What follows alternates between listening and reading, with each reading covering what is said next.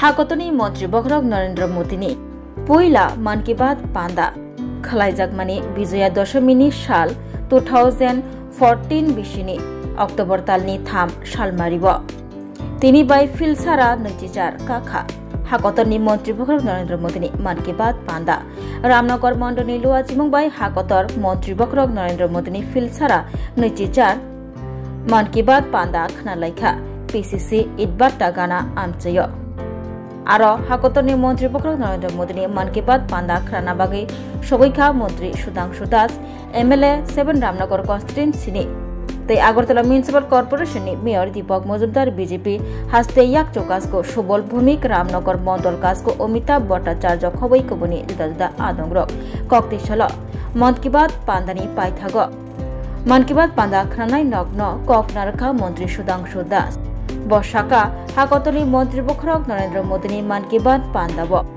बिनि पान्दा खनाना बागै अबहायके कथुमी फाइलेमानि बाय बबेलायखेनो खासरांजाखा तै अ मन की बात पान्दा कायसा नन पलिटिकल पान्दा तै अ मन की बात पान्दानि बिसिंतै जुदा जुदा कक्रगनो तै साइमानना बागै नाहार मुंबाय हास्ते हानि जत लुकुरगनो मंत्री बखरक नरेंद्र मोदीनि मन की बात खनाना बागै ककचारखा मंत्री सुधांशु दास অনুষ্ঠান নয় মন কি বাত অনুষ্ঠান জেনারেল পাবলিকের তাহলে আজকের এই মন কি বাত অনুষ্ঠানে হয়তো বা এখানে শুধুমাত্র ভূতের কার্যকর্তারা আসছেন বিজেপি পার্টির যারা সমর্থক তারা আসছেন কিন্তু না এই কনসেপ্টটাই আমাদের চেঞ্জ করতে হবে মন কি বাত অনুষ্ঠানে অত্র এলাকার বিশিষ্ট সমাজসেবী বিশিষ্ট ব্যক্তিত্ব সরকারি কর্মচারী অবসরপ্রাপ্ত সরকারি কর্মচারী আপনাদের এলাকার বিশিষ্ট কোনো ব্যক্তি আছেন কোনো রাইটার আছেন কোনো সাহিত্যিক আছেন কোনো ক্রিকেটার আছেন কোনো ভালো খেলোয়াড় আছে কোনো বিজনেসম্যান আছে সবাইকে আপনারা নিমন্ত্রণ করতে পারেন কোনো ধর্মগুরু আছেন সবাইকে নিয়ে মন কি বাত অনুষ্ঠান আমরা দেখতে পারি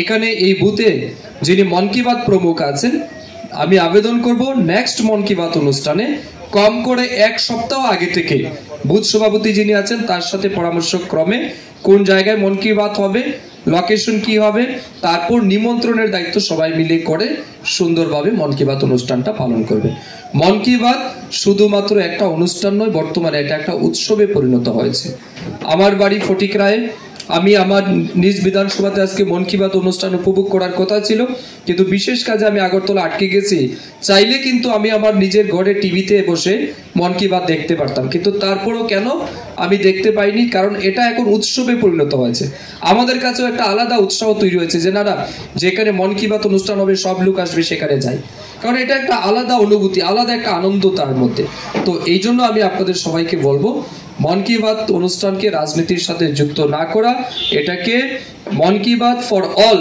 এই মেন্টালিটি নিয়ে সবাইকে আসতে হবে সামনের মন কি বাত অনুষ্ঠান আপনারা আরো ভালোভাবে করবেন মন কি বাত অনুষ্ঠানের মাধ্যমে অনেক অজানা তথ্য যেগুলি কোনোদিন আমরা জানতেই পারিনি যেগুলি আমাদের জানা নেই সেগুলি জানার কিন্তু একটা সুযোগ তাই মন কি বাত মিস করবেন না মন কি বাত মিস করা মানেই অনেক অজানা তথ্যকে আপনি মিস করছেন অতএব মন কি বাত অনুষ্ঠান আগামী দিন আরো সক্রিয়ভাবে করবেন এবং রামনগর মণ্ডল অত্যন্ত সক্রিয় আমাদের ভারতীয় জনতা পার্টির সাংগঠনিক ভিত্তিতে অনেক ভালো আপনারা আরো ভালোভাবে এগিয়ে যাবেন সরকার উন্নয়নমূলক কাজ অনেক করছে আমাদের মেয়র সাহেবও এই আগরতলা শহর উন্নয়নের জন্য দিনরাত পরিশ্রম করছেন আমাদের মাননীয় মুখ্যমন্ত্রীজি অধ্যাপক ডক্টর মানিক সাহাজির নেতৃত্বে আগরতলা শহর তথা গোটা রাজ্যে উন্নয়নের জন্য আমরা দিনরাত পরিশ্রম করছি সেই জায়গাতে আপনাদের সহযোগিতা আমি চাই আমি পুনর্বার মন কি বাতে যারা এসেছেন আপনাদেরকে ধন্যবাদ একটি লাইন বলে আমার বক্তব্য শেষ করব মন কি বাত অনুষ্ঠান প্রতি মাসের শেষ রবিবারে অনুষ্ঠিত হয়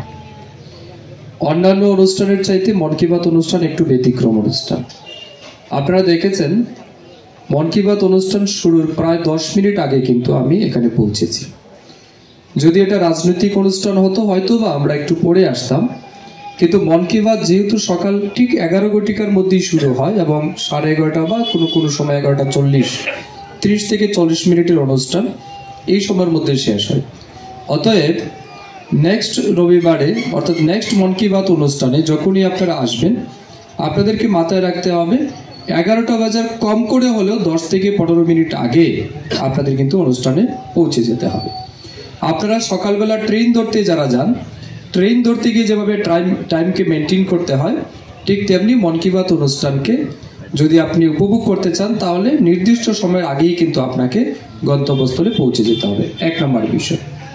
2 নম্বর বিষয়, মন কি বাত এটা কিন্তু কোনো রাজনৈতিক প্রোগ্রাম নয়, এটা কিন্তু সম্পূর্ণরূপে অরাজনৈতিক একটা প্রোগ্রাম বা ইভেন্ট, এবং শুধু ভারতবর্ষ নয়, বিশ্বের মধ্যে সবচেয়ে পপুলার টিভি ইভেন্ট বা আমাদের এই যে ডিজিটাল ইভেন্ট যেটা, এটা বিশ্বের মধ্যে সর্বশ্রেষ্ঠ বা সবচেয়ে পপুলার ইভেন্ট হচ্ছে মন কি বাত। এই মন কি বাতে আমাদের দেশের যশস্বী প্রধানমন্ত্রী নরেন্দ্র মোদীজি আমাদেরকে অনেক অজানা তথ্য জানার সুযোগ করে দিচ্ছেন। এই যে আজকে মন কি বাত অনুষ্ঠানে তিনি যতগুলি কথা বলেছেন, বেশিরভাগ জিনিস কিন্তু আমাদের অজানা, আমরা জানতাম না। তিনি কিন্তু সেটাকে 1 by 1 আর্টিকুলেট করেছেন। তিনি প্রথমেই গত 25 নভেম্বর আমাদের দেশের সবচেয়ে ভব্য যেটা রাম মন্দির, সেই রাম মন্দিরে ধ্বজারোহণ করেছেন তিনি, সেটা মন কি বাতে উল্লেখ করেছেন। এবং এই যে গৈরিক ধ্বজ, এটা শুধুমাত্র একটি কাপড়ের টুকরো নয়, এটা হচ্ছে ভারতবর্ষের উন্নতির একটা প্রতীক, এটা হচ্ছে ভাইয়ের প্রতি, ভাইয়ের সম্মানের প্রতীক। এই ধ্বজটা হচ্ছে পিতার প্রতি পুত্রের সম্মানের ধ্বজ। এই ধ্বজ হচ্ছে স্বামীর প্রতি স্ত্রীর সম্মানের ধ্বজ, কারণ রামের যে আদর্শ সেটাই কিন্তু শেখায় যে রামচন্দ্র শুধুমাত্র পিতার আদর্শকে মানতে গিয়ে, পিতার নির্দেশ মানতে গিয়ে এক কথায় কিন্তু 14 বছর জন্য বনে চলে গেছিলেন। রামকে সঙ্গ দিতে গিয়ে তার স্ত্রী সীতা বনে চলে গেছিল, ভাইকে সঙ্গ দিতে গিয়ে লক্ষ্মণ বনে চলে গেছিল, ভরতকে সিংহাসনের জন্য রামকে বনবাসে পাঠানো হয়েছিল, কিন্তু ভরত বলছে না, আমি সেই সিংহাসনে বসবো না, এই সিংহাসনের অধিকারী হচ্ছেন রামচন্দ্র। রামের চরণ পাদুকা সিংহাসনে রেখে তিনি রাজ্য শাসন করেছেন। তো এটা হচ্ছে আমাদের আদর্শ, সেই আদর্শের প্রতীক কিন্তু এই গৈরিক ধ্বজ গত 25 নভেম্বর আমাদের প্রধানমন্ত্রীজি উত্তোলন করেছে। 26 নভেম্বর ভারতবর্ষের সংবিধানের যে আমাদের সর্বোচ্চ স্তম্ভ বা আমাদের যে পার্লামেন্ট, সেখানে আমাদের ভারতবর্ষের যে সংবিধান, সেই সংবিধান দিবস উদযাপন করা হয়েছে 26 নভেম্বর। 1949 সালের 26শে নভেম্বর ভারতবর্ষের সংবিধানকে অ্যাডপ্ট করা হয়েছিল। সেটাকে প্রাইম মিনিস্টারজি এবং অন্যান্য সমস্ত নির্বাচিত জনপ্রতিনিধিরা মিলিয়ে সেখানে সেলিব্রেট করেছেন, সেটাও প্রধানমন্ত্রীজি আমাদের সামনে তুলে ধরেছেন। মাননীয় প্রধানমন্ত্রীজি মন কি বাত অনুষ্ঠানে তিনি আমাদের সামনে রেখেছেন যে একটা সময় আমাদের দেশে এখন যেমন জিপিএস সিস্টেম আছে, জিপিএস এর মাধ্যমে আমরা এক জায়গা থেকে আরেক জায়গায় যেতে পারি, লোকেশন চিনতে পারি। যেমন আমি এখানে আসার জন্য অমিতাভ দা আমাকে লাইভ লোকেশন পাঠিয়েছে, আমি লাইভ লোকেশন দেখে এখানে চলে এসেছি। কিন্তু আগে তো সেই সিস্টেম ছিল না। তখনকার সময় আমাদের নেভি কমান্ডার যারা ছিলেন, নেভিতে যারা, তারা কিভাবে সমুদ্রপথে এক জায়গা থেকে অন্য জায়গায় যেত, তাদের যে ট্যালেন্ট, সেটা তিনি আমাদের সামনে তুলে ধরেছেন। তিনি আইএনএস মাহে, যেটা রিসেন্টলি আমাদের নৌসেনার সাথে যুক্ত করা হয়েছে, কিছুদিন আগে প্রধানমন্ত্রী উদ্বোধন করেছেন, অর্থাৎ নৌসেনার শক্তিকে বৃদ্ধি করেছেন। তার সাথে সাথে আমাদের দেশের যে উৎপাদিত যন্ত্র বা মেশিনারি বা এই যে আইএনএস মাহে, এটা কিন্তু আমাদের দেশের তৈরি, আমাদের দেশের ইঞ্জিনিয়ার, আমাদের দেশের ব্যক্তিত্বরা, টেকনিশিয়ানরা সেটা তৈরি করেছে। এবং আত্মনির্ভর ভারতের যে স্বপ্ন প্রধানমন্ত্রীজি দেখছেন, তারই কিন্তু উজ্জ্বল নিদর্শন এই আইএনএস মাহে, যেটা তিনি বলেছেন। এর সাথে সাথে আমাদের দেশকে আত্মনির্ভর করার জন্য মধুমাখি, এই যে মধুর উৎপাদন, আপনারা দেখেছেন তিনি শাহেদের কথা বলেছেন। আগে 2014 সালে আগে আমাদের দেশে কত আমাদের উৎপাদন ছিল? মাত্র 74,000 মেট্রিক টন। এখন সেটা বেড়ে কত হয়েছে? 1.5 লক্ষ মেট্রিক টন। কোথায় 74,000, এখন 1.5 লক্ষ মেট্রিক টন কিন্তু আমরা উৎপাদন করতে পারছি মধুর। এবং এই মধু আমাদের দেশ শুধু নয়, বিদেশেও বর্তমানে রপ্তানি হচ্ছে। তো আমাদের দেশের যারা কৃষক সেগুলি করছেন, তারা কিভাবে এর মাধ্যমে নিজেদেরকে আত্মনির্ভর করছেন, সেটাও কিন্তু মন কি বাতে আজকে প্রধানমন্ত্রীজি তুলে ধরেছেন। এর সাথে সাথে আপনারা জানেন এখন শীত সময় শুরু হয়ে গেছে, আমাদের শীতকালীন সময় শুরু হয়েছে, উইন্টার ট্যুরিজম। এখন দেখবেন প্রচুর মানুষ বাইরে বেরোতে যায় শীতের সিজনে। তো প্রধানমন্ত্রীজি বলেছেন যে উইন্টার ট্যুরিজমে যারা বেড়াতে যাবেন, তারা অবশ্যই হিমালয়ের পাদদেশ বা ওই এলাকাগুলিতে যাতে আপনারা বেরোতে যান, সেটা তিনি বলেছেন। এবং আমরা যদি বাইরে যাই, সেখানে যাতে আমরা স্বদেশি প্রোডাক্ট সেগুলিকে যাতে অ্যাডপ্ট করি সেটাও প্রধানমন্ত্রীজি কিন্তু আমাদের এই মন কি বাতের অনুষ্ঠানে তিনি আজকে তুলে ধরেছেন। তার সাথে সাথে কাশী তামিল সঙ্গম, এই যে আমাদের নমো ঘাট যেটা আছে প্রধানমন্ত্রী মোদীজির কাশীতে, সেখানে তামিল সঙ্গম হবে। এই যে কাশীতে তামিল সঙ্গম অর্থাৎ তামিলনাড়ুর যে সংস্কৃতি সেখানে ঘাটের মধ্যে তারা উদযাপন করবেন। এবং এই বছরের যেটা থিম রাখা হয়েছে সেই তামিল সঙ্গমের, সেটা হচ্ছে লার্ন তামিল, মানে তামিল শিখো, সেই থিম রেখে সেখানে কিন্তু প্রধানমন্ত্রীজি সেটাও আমাদের সামনে উল্লেখ করেছেন। এর বাইরে স্পোর্টসে আমরা কিভাবে আমাদের দেশকে এগিয়ে নিয়ে যাচ্ছি, এই বছরে এই নভেম্বর মাসে আমাদের দেশের মেয়েরা ক্রিকেটে আইসিসি ওমেন ক্রিকেট চ্যাম্পিয়নশিপ আমরা জিতেছি, আপনারা দেখেছেন, উইমেন ক্রিকেটে আমরা জিতেছি, সেটা তিনি উল্লেখ করেছেন। তারপর যারা অন্ধ চোখে দেখে না তারা আমাদের যে সেখানে তারাও ওয়ার্ল্ড কাপ জিতেছে, আমাদের ব্লাইন্ড ক্রিকেট ওয়ার্ল্ড কাপ আমরা জিতেছি। তারপর টোকিওতে যেটা হচ্ছিল ডেফ চ্যাম্পিয়নশিপ, সেখানে আমাদের দেশের 26 জন এক্সপার্ট খেলোয়াড় তারা গোল্ড এনেছে, মেডেল এনেছে, ডিফারেন্ট টাইপের মেডেল। এগুলি কিন্তু প্রধানমন্ত্রীজি মন কি বাত অনুষ্ঠানে আমাদের সামনে তুলে ধরেছেন। তার সাথে সাথে আমাদের দেশের তিনি ভোকাল ফর লোকাল, স্বদেশি প্রোডাক্টকে অ্যাডপ্ট করার কথা বলেছেন। তাহলে এই যে যতগুলি কথা প্রধানমন্ত্রীজি মন কি বাতে তুলে ধরলেন, কোনো জায়গায় মোদীজি কি বলেছেন যে না বিজেপিকে ভোট দিন, বা ওই রাজ্যে বিজেপি নির্বাচন আছে ভোট দিতে হবে, বা বিজেপির কথা কোথাও বলেছেন কি? এক জায়গাতেও কিন্তু প্রধানমন্ত্রী বিজেপির কথা কোনো জায়গায় বলেননি। তার মানে এই ভারতবর্ষের অর্থনীতির অগ্রগতি, তার যে জিডিপি বা গ্রস ডোমেস্টিক প্রোডাক্ট সারা পৃথিবীকে তাক লাগিয়ে দিয়েছে। আজকের গ্রোথটা যেটা 8.2, মানে যেদিন আমেরিকা প্রেসিডেন্ট ডোনাল্ড ট্রাম্প ভারতবর্ষের উপর 25% ট্যারিফ লাগিয়েছিলেন, তার উপর আরও পেনাল্টি 25% লাগিয়ে সেদিন বলেছিলেন যে ইন্ডিয়ান ইকোনমি ইজ ডেড, মানে মরে গেছে, আর বাঁচবে না। সারা পৃথিবীও সবাই ভেবেছিল যে ভারতবর্ষের অর্থনীতি শেষ হয়ে গেছে। আমেরিকার মতো দেশ যারা সর্বোচ্চ, মানে পৃথিবীর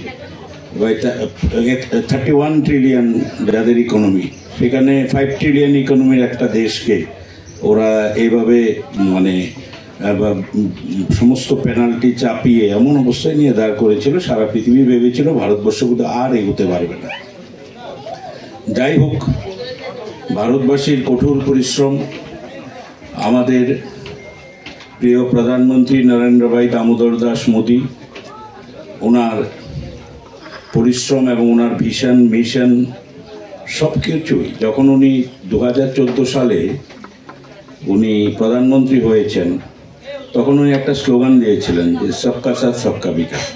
আমরা ভেবেছিলাম এটা রাজনৈতিক স্লোগান, কিন্তু সবকা সাথ সবকা বিকাশ থেকে বিকশিত ভারত, এই 11টি বছর ভারতবর্ষ কি ট্রেড, কি ট্যুরিজম, কি টেকনোলজি, সব ক্ষেত্রে আজকের তাবর দেশগুলিও ভারতবর্ষের এতটাই শক্তি অর্জন করেছেন, একটা মহাশক্তিধর দেশে পরিণত হয়েছে, এটা কিন্তু কেউই বুঝতে পারেনি, আমরাও বুঝতে পারিনি। পাকিস্তানের সঙ্গে যদি অপারেশন সিন্দুর না হতো তাহলে আমরাও কিন্তু অন্ধকারেই ছিলাম যে অ্যাকচুয়ালি ভারতবর্ষ, কারণ এত জনসংখ্যা 140 কোটি মানুষ, এত জাতি ধর্ম বর্ণ ভাষাভাষী মানুষ পৃথিবীর আর কোনো দেশে নেই।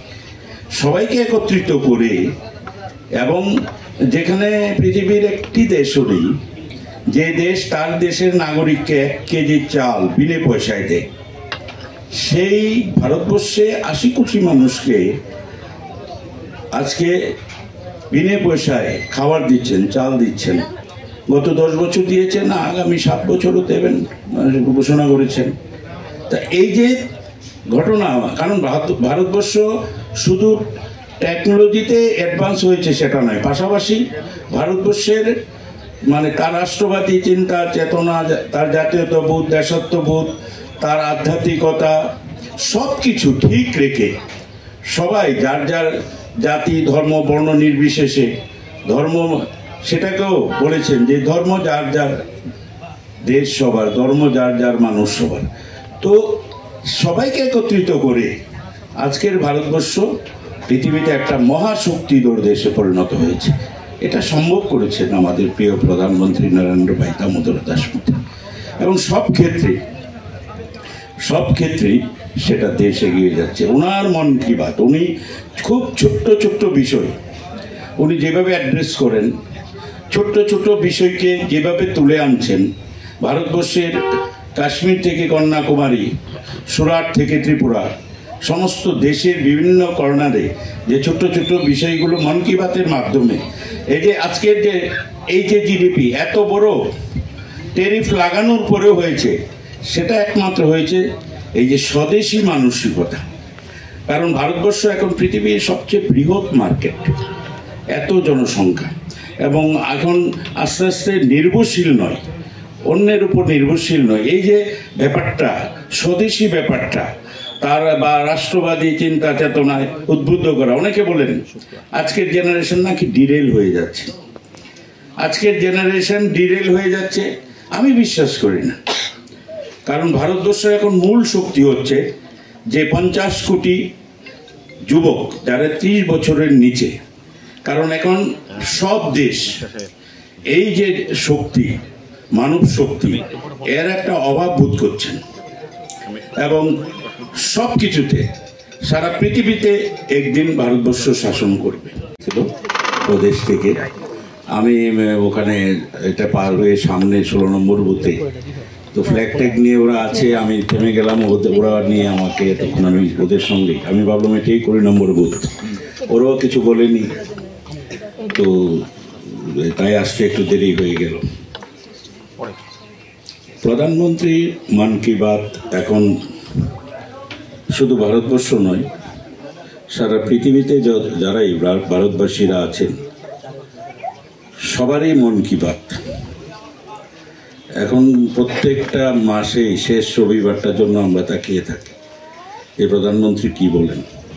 কারণ ভারতবর্ষে অনেক প্রধানমন্ত্রী এসছেন, তো মানুষের সঙ্গে মনের কথা বা এই কানেকশন, এটা উনি একটা ব্যতিক্রম যেটা করিয়েছেন।